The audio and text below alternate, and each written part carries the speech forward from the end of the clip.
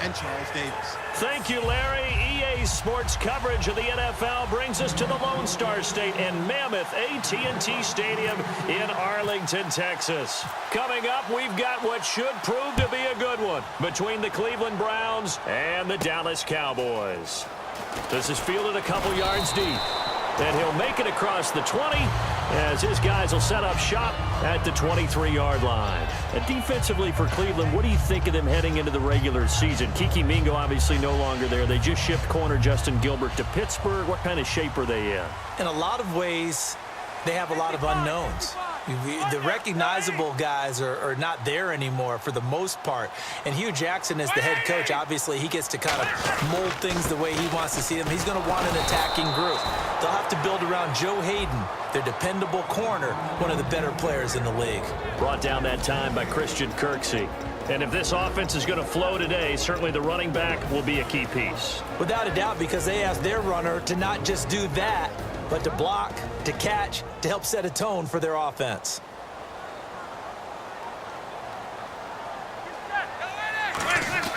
To throw on second down is Romo. Looking left side, it's complete. He's got it. He got 18 yards out of that one, and it gets him a new set of downs. Everything about that play was beautiful. A great corner route where the receiver worked the defensive back inside and then broke back to the outside to the corner. But how about the throw by the quarterback? Anticipation on the break from inside to outside. He threw the football. As the receiver turned around, the ball greeted him. Here's Romo. And it drops down incomplete. Thought he might have had it. Instead, second down. And here's the starting crew defensively for Cleveland. Joe Hayden is a complete cornerback. He tackles, he covers, and does everything with incredible speed.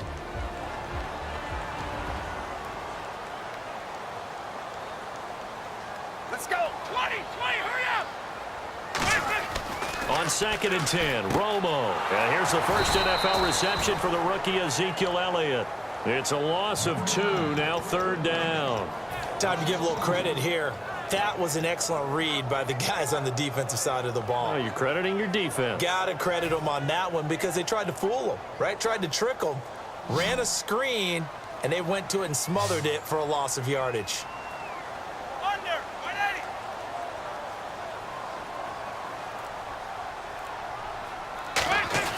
Throwing on third down, Romo.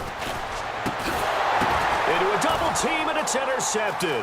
A great read, and it's picked off. And he'll return this ball across midfield to the 47-yard line. This interception will go on the record of the quarterback, but as a receiver, you've got to understand where you are in the field.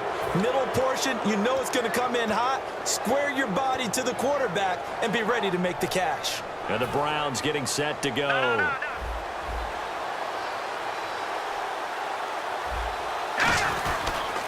Now a first carry for Isaiah Crowell. And able to use the stiff arm to gain leverage initially, but not much room thereafter. Byron Jones in there to make the tackle. And a lot of the weight of this offense falls on the shoulders of the running back. That's because the offense knows if they give him any openings, any opportunities, he can turn it into a big play at any time. On second down, here's Crowell. And he'll be brought down at about the 42. 2 yards the gain there, and now they're left with a third and about 4 for a first. And a look at the defense for the Cowboys. When at his best, Orlando Scandrick is one of the top nickel cornerbacks in the NFL.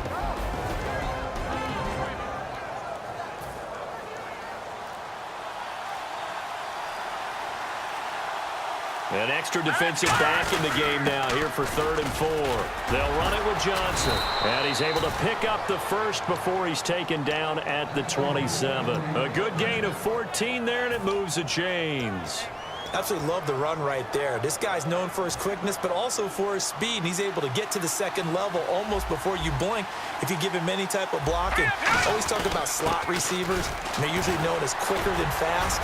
In this case, we've got a guy who's quick and fast, and he used it to great advantage. Give him 9 on the carry that time, and they're set up with a 2nd and 1. And now inside the red zone, the offense will operate. Again, it's Crowell. And he'll get it down this time to the 17. 2 yards on the pickup there, but it's enough to give him a new set of downs. Well, that was a unit that understood exactly where the first down marker was, handed it to their guy who could run it, created some space, and he got there.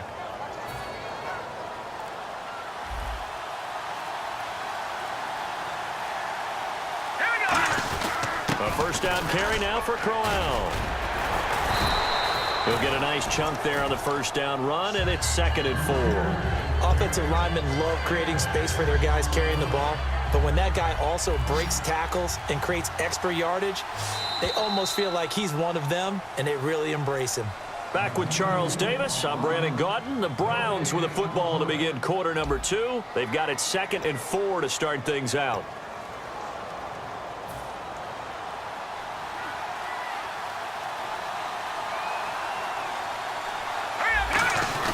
Crowell.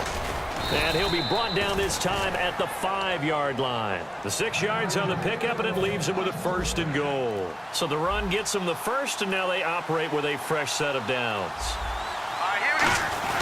They'll try and run for it with Crowell. And he's maybe going to get this back to the 4, but that's about all. Tough day, tough sledding right there, and it's been that way the entire game. Not a whole lot of room to ramble for him. Yeah, you're right. It's been that way all afternoon. Didn't get a whole lot better there. The pitch to Crowell. And this is going to result in losing yardage. They're driven back to the 8-yard line. They lost 4 there, and it's 3rd down.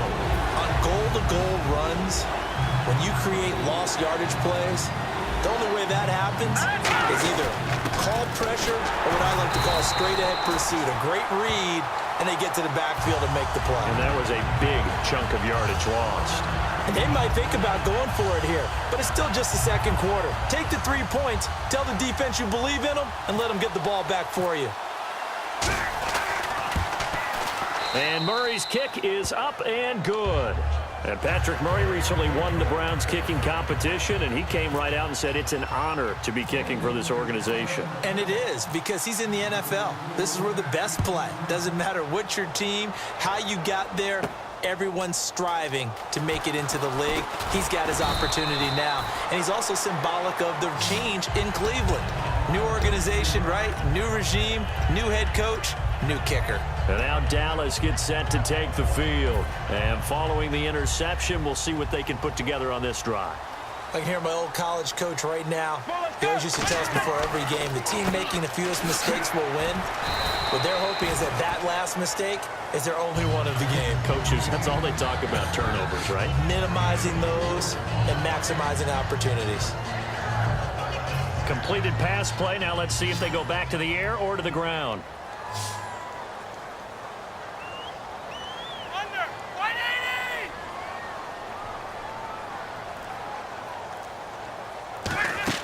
Here's Romo now on 2nd down. Incomplete. He was trying to get it to Ezekiel Elliott. And all of a sudden here, it's 3rd down. That's just flat out a terrific play, because it's rare that you see a hitch route batted down. That means someone read that one really well and was right on the spot when the ball got to the receiver.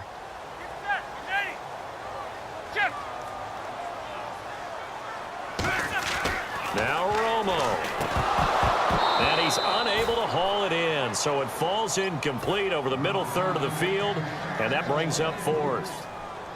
So on 4th down, here's Chris Jones to punt it away.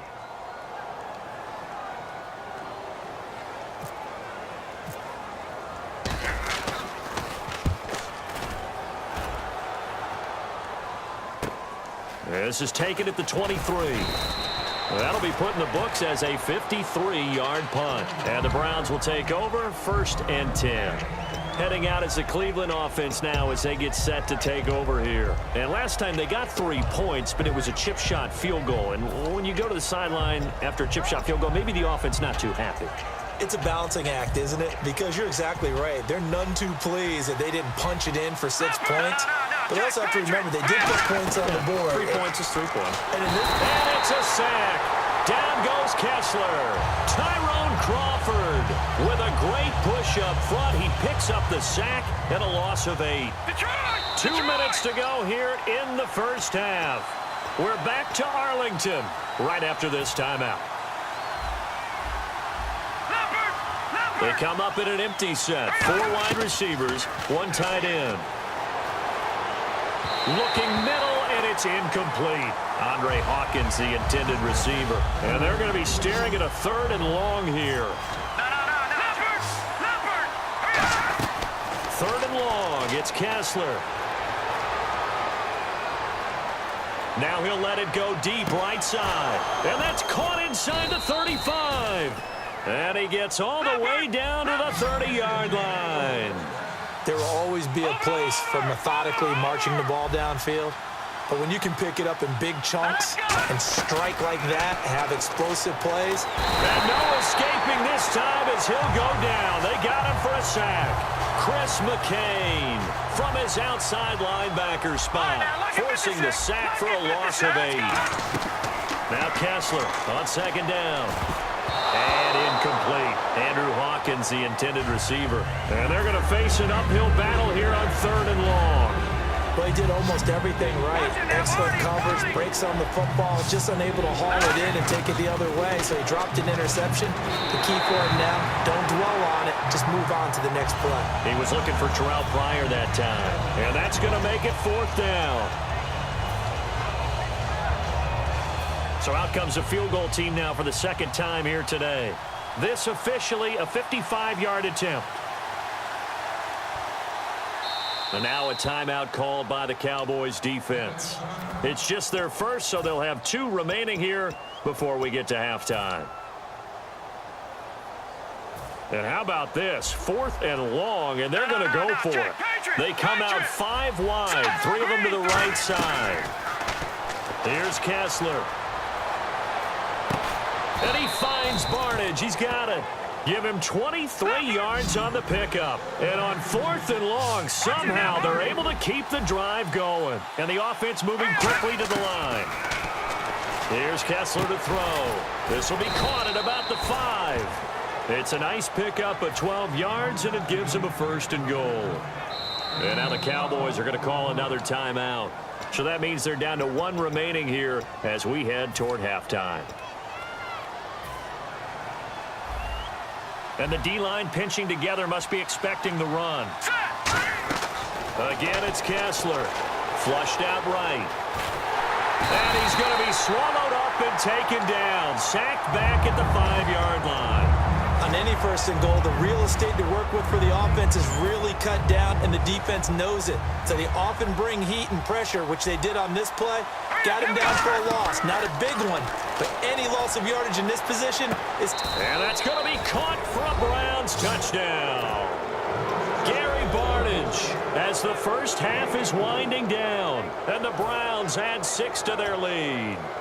And that'll give them a 2-score lead here, but I'm looking ahead. They just want to hold it for the final moments here in the 2nd quarter. They don't want to give up anything on the other side. No, not at all, because if they don't, it almost had the feel of an imposing their will score. And right now, they want to make sure they keep that and carry it into the 2nd half. That's fielded in the end zone. And he'll bring it a few past the 20 to the 23-yard line. And now Dallas gets set to take the field. And with time quickly fading here in the 2nd quarter, not sure how aggressively, offensively they want to play this. I think we'll find out just how much they trust their guys in this situation if they decide to take a shot. Now a play fake here on 1st down. He's going to loft one deep left, and that's caught inside the 35. Now hold everything here. We're going to get a timeout by the offense. And with halftime on the horizon, they'll be out of timeouts from here forward.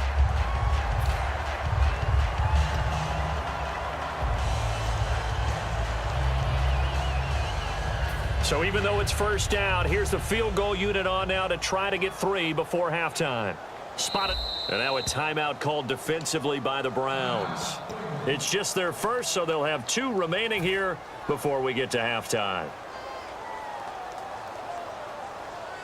So even though it's 1st down, here's the field goal unit on now to try to get 3 before halftime. Spotted at the left hash, this from 45. And Bailey able to knock it through. And they are on the board. It's now 9-3. So they're still down, but they are able to salvage 3 here.